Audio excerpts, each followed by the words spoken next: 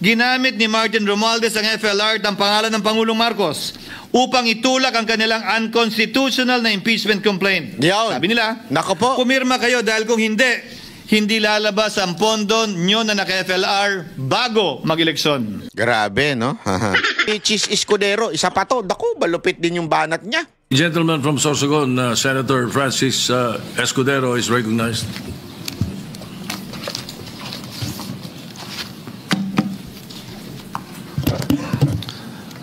Thank you, Mr. Senate President. Thank you, distinguished Majority Floor Leader. I rise to make a brief manifestation in response to the events of recent days. Ginoong Pangulo, meron po tayong kasabihan sa wikang Pilipino.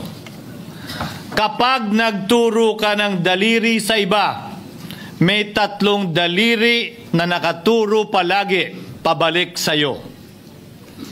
Sa mga nakaraang linggo, malinaw na nililihis ang galit ng taong bayan tungkol sa mga ghost at substandard flood control projects mula sa mga totoong may kasalanan patungo sa Senado at sa ilang mga miyembro nito. Tila pilit na ginagawang panakipbutas, ika nga at fall guy, at diversyon ang mga senador palayo sa Kamara at sa mga tunay na may sala. Klarong-klaro po ang script nito.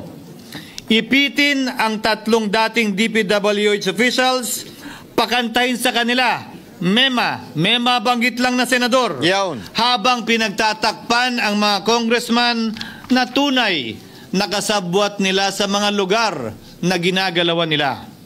Simple ang patunay dito. Kapanipaniwala ba na wala silang kinausap na kahit isang congressman nakaupo na totoong may hawak ng mga distrito sa lugar na ginalawan nila sa hinaba-haba ng testimonya nila dito o sa Kamara? Banggit sila ng banggit, name drop sila ng name drop ng pangalan ng senador, maski na klaro naman kung inyong papakinggan na wala silang masabing direktang nakausap o binigyan ng anuman. Lahat ito para lamang ipako ang mga senador sa media at sa publiko. Malinaw yun eh, di ba? Banggit sila ng banggit ng senador na wala naman pong direkta na nakipag-usap sa kanila. Basta lang binanggit. Ginamit lang yung mga pangalan nila. Pinaliwanag na po natin ito, mga kababayan. Pinaliwanag na po natin, malinaw na po ito. Di ba? Ang district congressman, sila po may hawak ng distrito na yan. Sila po ang merong direktang pakikipag-ugnayan sa DPWH. Sila ang naglalagay ng pera doon sa kanilang distrito. Ang mga senador, hindi ho nila concern yung distrito nila. Bakit kanyo? Kasi national sila eh. Para ho sila iboto, national lang kailangan. So, hindi ho sila kukuha ng distrito. Magagalit nga yung congressman pagka kumuha pa sila sa distrito para magnakaw sila eh. Hindi ho dyan nagkakaroon, kung meron mang korupsyon na mangyayari sa Senado, hindi through projects. Plus, all the accusation kay Villanueva, kay Estrada, di ba, kay Chis Escudero, lahat po yan, wala po silang direct na kaugnayan. Ibig sabihin, hindi ho silang kinausap, ginamit lang yung pangalan nila. Ang dali ho manggamit ng pangalan. Diba maalala ninyo, ginagamit ang mga pangalan ng mga Duterte, no? Ginagamit ang pangalan ni Senator Bongo. Lahat sila gumagamit ng pangalan. Pero ang linaw ng instruction, pag gumamit ng pangalan, i-turn down nyo kaagad. Hindi ko maintindihan, bakit biglang may ganyan? Diba? It's really obvious. Mantakin mo, yung mga senador, sa dami-dami ng mga kurap na mga mambabatas sa Kamara, hindi nagbanggit yung mga animal na yun. Mismo yung kanilang pinuno na nagpapasok ng, talagang doon naglalagay ng mga insertion doon sa tinatawag na small committee. Hindi naman membro yung mga yan doon. Tapos sasabihin nila, doon may corruption issue. At ilayo ang atensyon sa Kamara at mga congressman. Bakit nga ba? Dahil tila mas malaking isda, ika nga, mas mataas, mas kilala ang mga senador kumpara sa congressman? Umaasa sila na maiibsan ang galit ng tao sa kanilang mga anomalya ukol sa flood control at tuluyan na silang makakatakas mula sa anumang pananagutan. Isang tao lamang, Ginoong Pangulo, ang nasa likod ng script at sarswelang ito. Siya ang dahilan ng kaguluhan, pagkakaaway-away, pagkakawatak-watak na ngayon yumayanig sa ating bayan, maprotektahan lamang ang sarili niya. Ang pangalan niya ay matagal nang bulong-bulungan sa bawat sulok ng bansa. Yun! Pero ngayon, unti-unti nang sinisigaw ng taong bayan. Ano yun?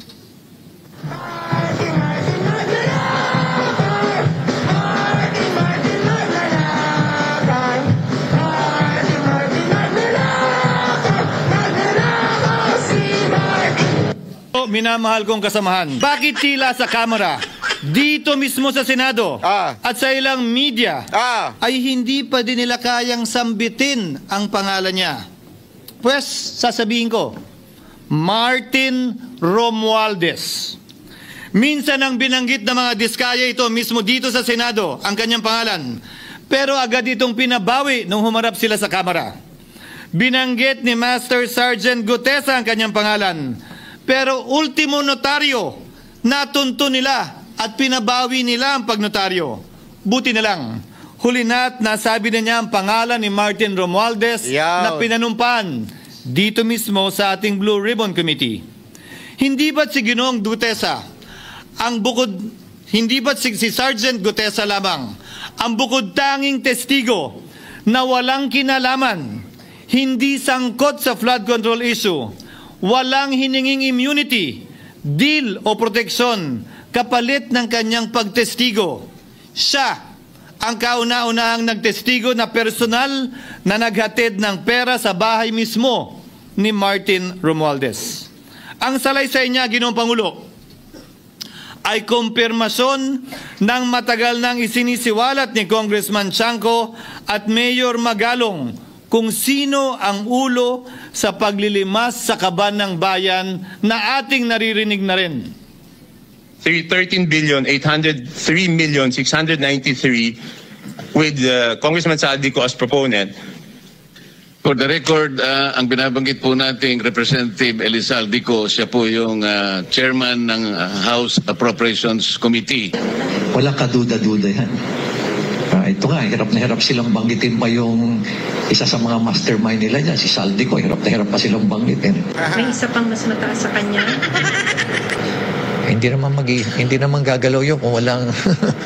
Siyempre, hindi naman gagalaw yun kung walang pahintulot yung mas mataas sa kanya. Just the House Speaker.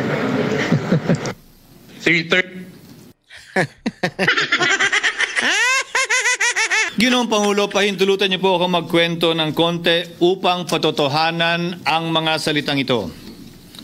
Taong 2023 nung tinalaga si Ginoong Kiko Laurel bilang kalihim ng kagawaran ng agrikultura. Bilang suporta sa kanyang mandato, tinanong ko noon ang isang simpleng katanungan sa budget process natin. Bakit mas malaki ang pondo ng flood control kesa sa agrikultura? Why is it that the budget for flood control is bigger than the budget of the Department of Agriculture or the agriculture sector as a whole? The fifth biggest allocation, not even a department, is flood control. And allocating a measly 31 billion for irrigation, for rice. Why? Pagkatapos po noon, tinulungan ko siyang bawasan ang flood control budget at idagdag sa 2024 budget ng Department of Agriculture. Aniya, tumawag daw sa kanya si Congressman Zaldico dahil pinapatanong daw ni Speaker Romualdez, bakit binawasan ang pondo ng flood control? Ngunit wala nang nagawa si Congressman ko dahil sinabi niyang pasayan ng Pangulo. Nung termino ko rin po bilang Pangulo ng Senado, maraming beses po akong tinanong ni Pangulong Bongbong Marcos tungkol sa panukalang budget para sa 2025. Sinabi ko po sa kanya ang buo at tapat na katotohanan para malaman po niya ang tunay na larawan at sitwasyon ng pambansang budget para sa taong yon. Ito marahil, Ginoong Pangulo, minamahal kong kasamahan, ang isa sa mga dahilan kung bakit pinag-utos ng Pangulo ang pag-veto at pag-for late release sa FLR at pag-hold ng malaking bahagi ng budget nila. Marahil, isa rin ito sa mga dahilan kung bakit ninais ng Pangulo na matanggal si Congressman Zaldico bilang chairman ng House Committee on Appropriations dahil sa mga inilahad ko, at marahil na-discover din ng Pangulo kaugnay sa 2025 budget. Hindi malayo, Ginoong Pangulo, na naganap din ang mga ito noong 2023, 2024 at mga nauna pang budget, kung saan napakaraming ghost at substandard projects ayon kay Secretary Vince Dizon at ayon mismo sa talumpati ng ating kasamahan na si Senator Ping Lacson. Ngunit marahil ay walang naglakas loob na sabihin ang katotohanan kay Pangulong Marcos o magsumbong sa kanya kaugnay sa ilang mga bagay na ito bago ako. Nais ko din pong kumpirmahin ang sinabi ni Congressman Toby Chanco na ang pag-file ng impeachment complaint laban kay Vice President Sara Duterte ginamit na paraan ni Speaker Romualdez para mag-release ng pondo nila na naka-FLR or for late release bago mag-eleksyon. Maski na alam po niya na hindi po ito kayang talakayin ng Senado hanggang sa Hunyo pa mula nung simula. Ulitin ko. Talagang ang utak ng impeachment, walang iba kung hindi ito si Romualdez. Diba? Yan talaga ang utak ng impeachment ni VP Sara Duterte kasi nga may pangarap yan maging presidente. Diba? Kaya nga yung una, PI, diba? Yung People's Initiative kuno niya na sila naman na nag-initiate. Supposedly People's Initiative eh. Pangalawa, hindi ko manayo, nabuking yun. Eto naman, diba? In-impeach si VP Sara Duterte. O tinakot pa yung mga kongresista pagka hindi kayo pumirma, hindi marirelease yung pondo ninyo. Alam mo naman ng mga congressman, mukhang pera yan. Dahil kailangan nila matustusan yung pambababae at kailangan nila matustusan yung iPhone 17 na mga kabit nila. Talagang gusto ni Romualdez, according to Chis Escudero, na matanggal po talaga si Vice President Sara Duterte. Subalit, Ginoong Pangulo, hindi ito umubra. Hindi ito umubra dahil tinanggihan ito ni PBBM. Sinabi niyang walang ganyang uri ng usapan. At sinabi niyang hindi niya gagawin yon. Kaya't hanggang ngayon, nananatili pa rin for late release ang mga questionableng pondo nila. And that is why, Mr. President, distinguished colleagues, at the height of the impeachment controversy, and amidst the passion of some sectors to remove the Vice President at all costs, I urged prudence and level-headedness because I knew that greed and not accountability was the reason behind it. In the end, Mr. President, the Supreme Court vindicated us. The Supreme Court vindicated us by saying, among others, quote, "There is a right way to do the right thing at the right time. This is what the rule of just law means." Close quotations. Ginoong Pangulo, sinisi po sa akin ni Speaker Romualdez ang pagkakatanggal kay Congressman Zaldico. Sinisi po niya sa akin ang pag-FLR or for late release ng kanilang mga proyekto. Sinisi po niya sa akin ang pagkakadismiss ng impeachment complaint laban kay VP Sara na nakikita niyang makakatunggali niya sa susunod na halalan. Sinisi din niya po sa akin ang pagkakasira ng kanilang maitim na balakin sa 2025 budget na nagawa Maitim talaga. Mga demonyo kasi. nila ng walang balakid na mga nagdaang taon. Ginoong Pangulo, naging tapat ako at ginawa ko lamang ang aking tungkulin. Kung ano ang tingin kong tama at nararapat para sa bansa at sa sambayanan. Subalit, sa kabila po nito, nagsimula na ang lahat ng bira, paninira at kaso laban sa akin at sa Senado. At ang nasa likod ng lahat ng ito, walang iba kung hindi si Martin Romualdez. Yo! Kasi ang tagal nito eh. Matagal na nating inaantay ito na talaga magkaroon ng lakas ng loob. Ito mga ito na sabihin ng pangalang Martin Romualdez, di ba?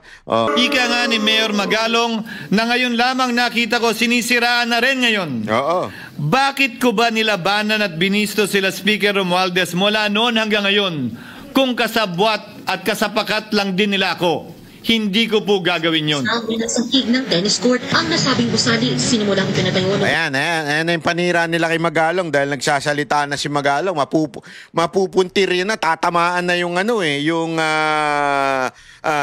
Panginoon nila yung kanilang pinaka-bossing Na 6 ng Oktubre taong 2022 at ang kontraktor ang St. Gerard Construction na pagmamayari ng mga diskaya na nasangkot ngayon sa mga maanumalyang flood control projects. Dahil dito, kwenasyon ng ilan ang pagiging special advisor ni Mayor Benjamin Magalong sa ICI. Lalabanan ko ba yung ang lalakas na yan, sila Speaker? Lalabanan ko ba yung mga mayayaman na yan? Naka? Kung ako'y bulok, I fought for what is right. Yan! Ano nga ba ang ginawa nila sa akin? Una, hinalungkat ang isyo ng campaign contribution na tinanggap ko mula sa isang individual na may-ari ng kumpanyang nakakuha ng kontrata sa gobyerno. Inipit niya ang budget ng COMELEC sa Kamara dahil dito at binusisi ang di umano kaso kong ito. Subalit, Ginoong Pangulo, tulad ng sinabi ko sa simula ng aking talumpati, kapag ka nagturo ka ng daliri kanino man, may 3 daliring nakaturo pabalik palagi sa iyo. Ayaw. Anong nangyari? Anong nangyari? Hindi ba't biglang may lumabas na ulat ng PCIJ? Na ang dami naman palang opisyal, hindi lang senador, mas mataas pa ang tumanggap din ng ganung uri ng kontribusyon noong 2022 elections. Ayaw. Ang tanong ko ay simple. Kung legal at walang mali sa ginawa nila, edi dapat legal din at tama ang ginawa ko. Pero bakit ako lang ang iniimbestigahan tungkol dito? Higit pa doon, Ginoong Pangulo, hindi ba tayon kay Mayor Magalong merong 67 na miyembro ng Kamara na kontraktor? Nako! Ito po ay mga miyembro ng Kamara na may construction firm na nakakuha ng kontrata sa gobyerno. Mismo, di ba? Mismong congressman. Hindi ka magtataka. Pinupunan nila si Chis Escudero na merong contributor na kontraktor. Ito mga putang inang congressman na ito, kontraktor. Saan ka nakakita ng ganun? Tapos ang pupunahin mo si Chis Escudero kasi may nag-contribute sa kanya. Halos lahat naman sa mga senador ang nag-contribute dyan, mga mayayamang businessman, kasama din yung mga kontraktor. Di ba? Yan yung mga mayayaman, so sila nagko-contribute. Hindi ko sinasabing walang mali doon, di kaya sinasabi na tama lang yun. Mas maganda nga, sana walang gastos ang eleksyon. Di ba? Pero gayon pa man, yung mismong kontraktor na, ang mismong congressman, hindi pinuna. Tarantaduhan yun. Kung bawal talaga ito, ibig sabihin ba niyan, bawal na nilang gastusin ang sarili nilang pera para sa kanilang sariling kandidatura? Bakit hindi din binubusisi yun? Bakit hindi inaalam yun? Naka? Ako lang talaga? Ikaw lang Pangalawa, ikaw lang kasing isa sa pinakamalakas magsalita laban dito kay Speaker. Inintriga ni Martin Romualdez ang dating liderato ng Senado dahil sa pagkakaupo at pagdinig ni Senator Marcoleta sa Blue Ribbon Committee dahil marahil sa pananaw niya ay hindi siya safe kay Marcoleta. Ngunit, Ginoong Pangulo, sa hindi niya inaasahang pagkakataon, nung araw ding yun, nagsalita ang mga diskaya, pinangalanan ng 17 congressman na kasosyo niya, kabilang ang pagbanggit na naman ng pangalan ni Martin Romualdez. Yawn. Karamihan sa mga kawani ng DPWS na nabanggit sa itaas ay paulit-ulit na binabanggit ang delivery ng pera ay para sa kay Saldico na dapat at least 25%. Si Kong Marvin Rillo naman ay ilang beses na binabanggit ang pangalan ni Speaker Martin Romualdez bilang kanyang malapit na kaibigan. Isa na naman po itong patunay, Ginoong Pangulo. Kapag ka nagturo ka ng daliri sa iba, may 3 daliring nakaturo pabalik sa iyo. Pangatlo, sa pagdinig ng Blue Ribbon Committee kung saan ni-name drop ako ni Yusek Bernardo, bagaman inamin niyang personal na mismo na hindi niya rekta kung nakausap o binigyan ng anuman, bigla namang tumestigo si retired Master Sergeant Gutesa at muling pinangalanan si Martin Romualdez na hinahatiran daw niya ng pera sa mismong bahay nito. Ang bawat malita ay may lamang humigit kumulang 48 million pesos. Kalimitang dinadala sa bahay ni Congressman Saldico, ibababa lamang namin ay 35 malita para i-deliver sa bahay ni House Speaker Martin Romualdez. Gamit ang script niya sa pagturo sa akin, ayan na naman. May 3 daliring nakaturo palagi pabalik sa kanya tuwing ginagawa niya yan. Ulitin ko po for the record, Ginoong Pangulo, ang sinabi ni retired Master Sergeant Gutesa. 35 maleta ng pera na naglalaman na mahigit kumulang 48 milyong piso bawat isa o kulang-kulang 1.7 billion pesos sa isang delivery. Ay di umano hinatid niya sa iba't ibang bahay, sa iba't ibang pagkakataon ni Martin Romualdez. Subalit, sa kabila ng lahat ng ito, hindi ba nakapagtataka? Bakit hindi sinasama si Martin Romualdez sa anumang investigasyon? DOJ man, NBI man, AMLAC man. No ako po ay pinuntahan, no ako po ay dumalo sa imbitasyon ng ICI bilang resource person. Binanggit ko at tinanong ko din ito sa kanila. Ganito ba katindi ang kapangyarihang hawak ni Martin Romualdez?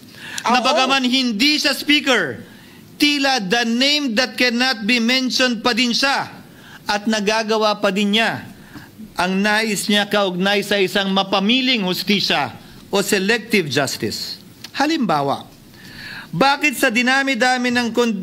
ang daming kondisyon bago ipasok ang mga diskaya na nagpangalan sa maraming congressman sa witness protection? Pero pag si Alcantara, Hernandez at Bernardo, walang ganong kaparehong kondisyon. Alam mo, ito talaga yun eh. Si Lacson, si Soto, tsaka si Remulla. Protector. Bakit hiniling agad ang freeze order di umano para sa asset ng mga name drop na senador? Pero maliban kay Congressman Zaldico na mukhang nilalaglag na nila, ni isang congressman walang request para sa freeze order. Pagdating naman kay Martin Romualdez na dineliveran ng bilyong piso sa bahay mismo niya, ang sabi ay, quote, "We will work on it lang." Bakit interesado ang lahat sa 6 na senador na idadawit di umano ni Bryce Hernandez na handang-handa tayong alamin sana kung sino-sino sila para mapagpiestahan natin sila?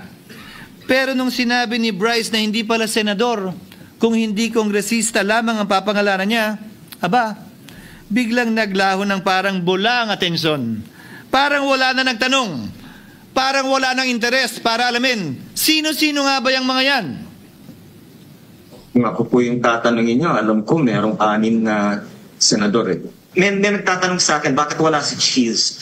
And my answer to that is, I'm almost sure, no, probably hindi ma-mention si Cheese simply because walang insertion doon. Sa Bulacan. Escudero, wala doon. Hindi po senador yung laman nung computer ko. So fake news yun, ha? May 6 na senador na nunumbrahan mo daw. Mga congressman yung nasa computer mo. Yes, yung nasa computer ko po, congressman po. Okay, thank you.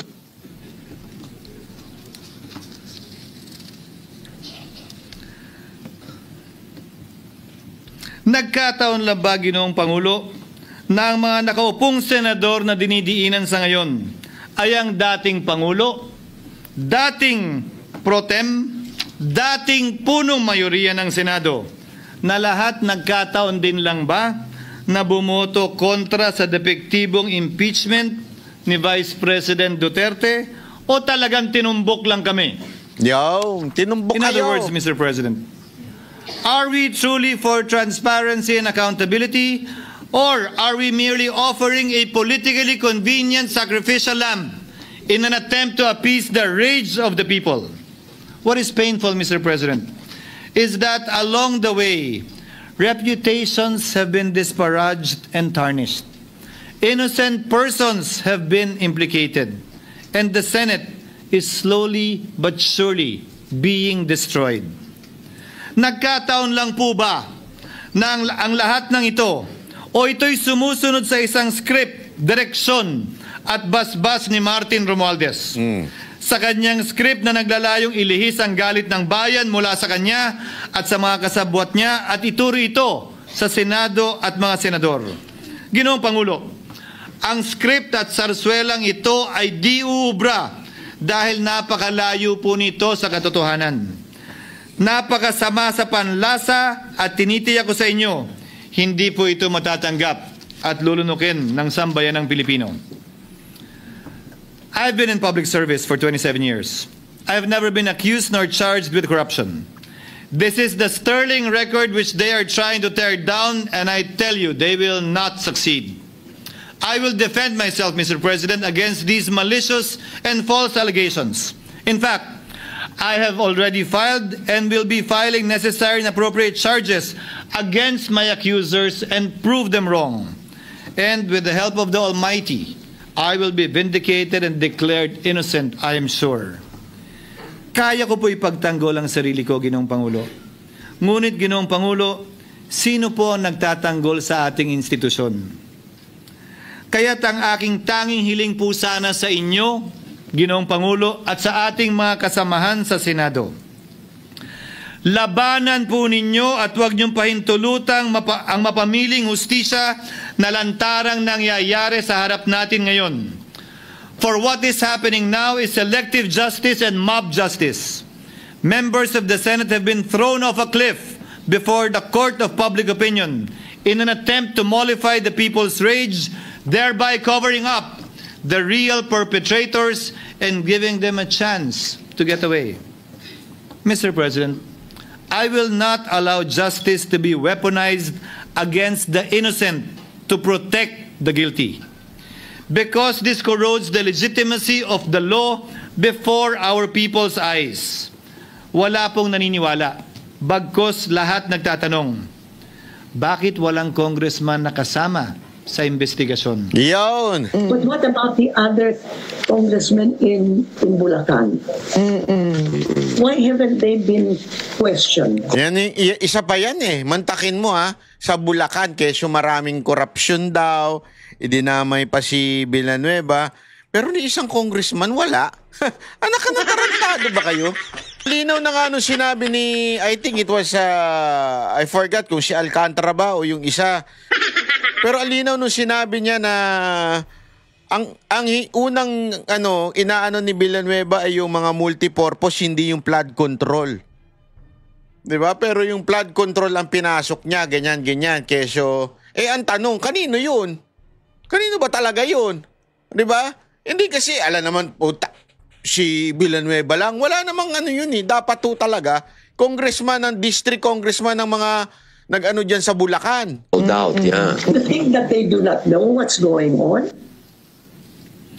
Ginoong Pangulo, mga minamahal kong kasamahan, huwag po tayong sumunod sa script ni Martin Romualdez. Labanan po natin ang script na ito. Pasagutin at imbestigahan lahat ng niname drop at nabanggit, congressman man, senador man at iba pang opisyal, at dapat kasama dito si Martin Romualdez. Yo! Ginoong Pangulo, hindi ba natin nakikita na pili tayong pinag-aaway-away?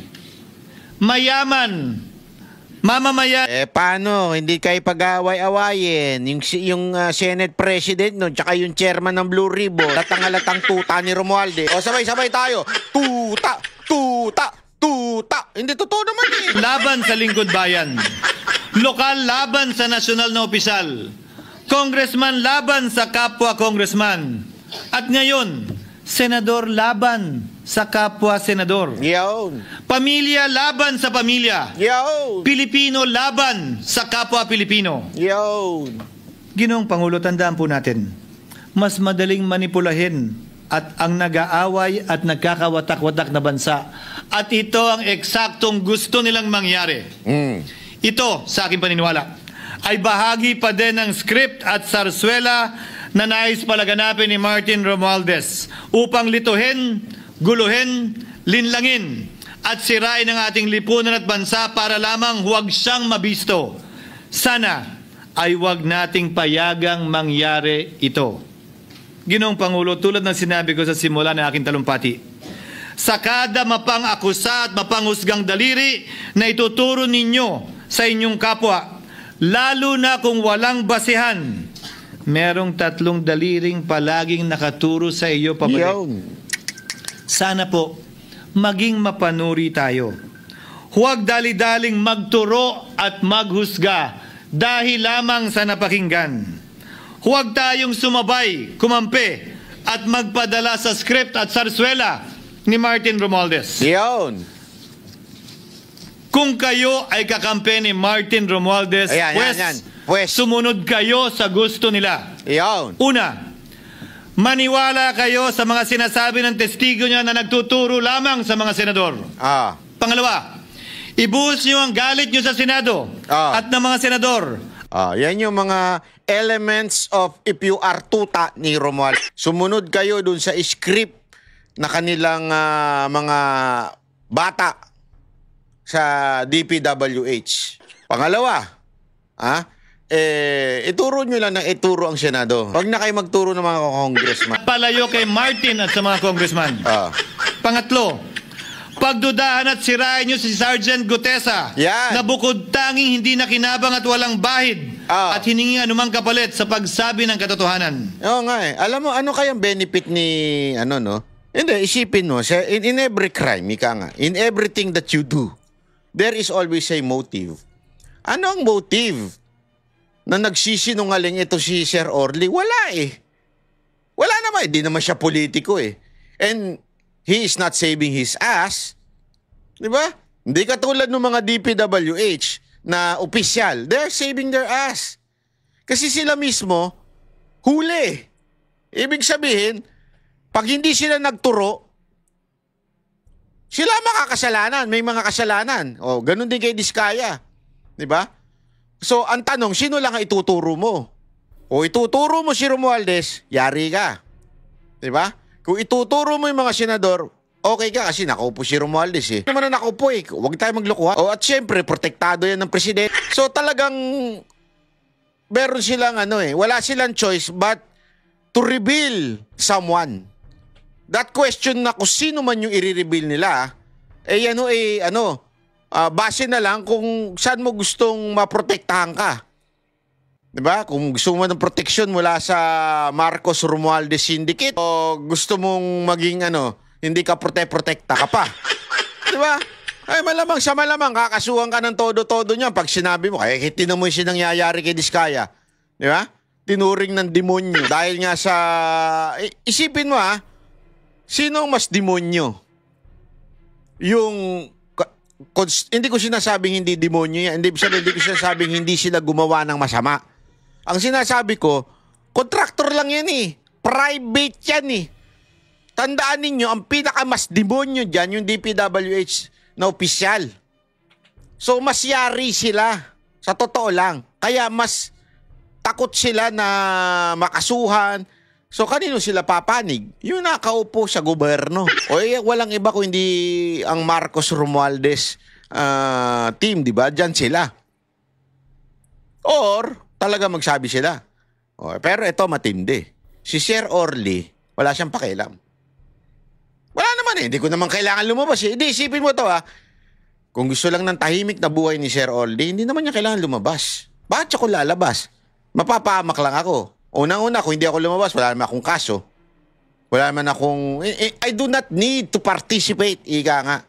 I do not need to talk to save my ass. Hindi kailangan. But yet, he did it. Why?